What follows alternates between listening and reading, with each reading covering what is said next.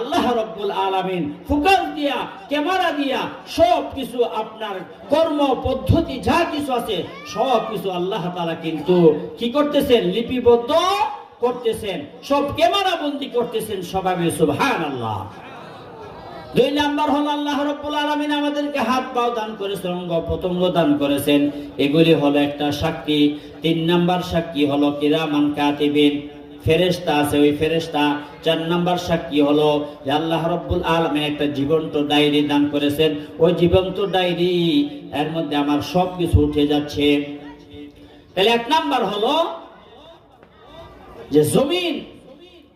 আল্লাহ রাব্বুল আলামিন সূরাতুল জিলজালের মধ্যে বলেন, ইযা সুলজিলাতিল আরদু জিলজালাহা, যখন পৃথিবী পূর্ণ কম্পনে প্রকম্পিত হয়ে যাবে।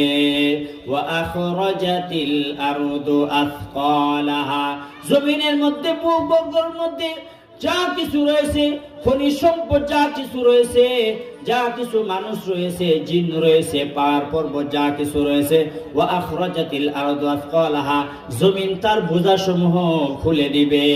ওয়া ক্বালাল ইনসানু মা লাহা, ওয়া ক্বালাল ইনসান, আর মানুষ বলবে যে পৃথিবীর কি হলো,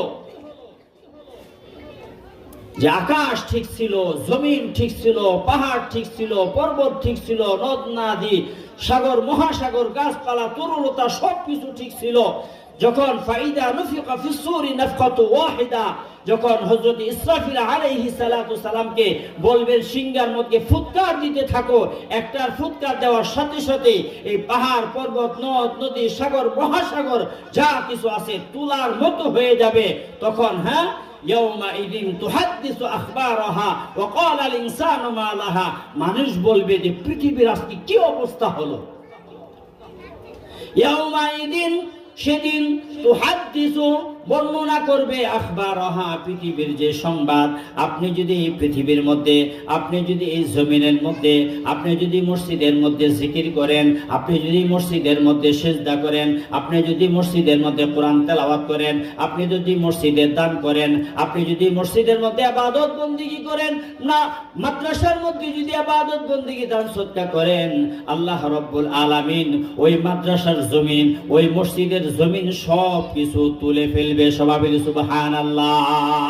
আর যদি আপনি গানের মজলিসে যান, শরাবের মজলিসে যান, জিনা ব্যভিচারের মজলিসের মধ্যে যান, জুয়া খেলার মধ্যে যান, তাস খেলার মধ্যে যান, মোবাইলের আড্ডার মধ্যে যান, তাহলে কিন্তু আপনি যে গুনাহ করবেন ওই গুনাহটা কিন্তু আপনার সেই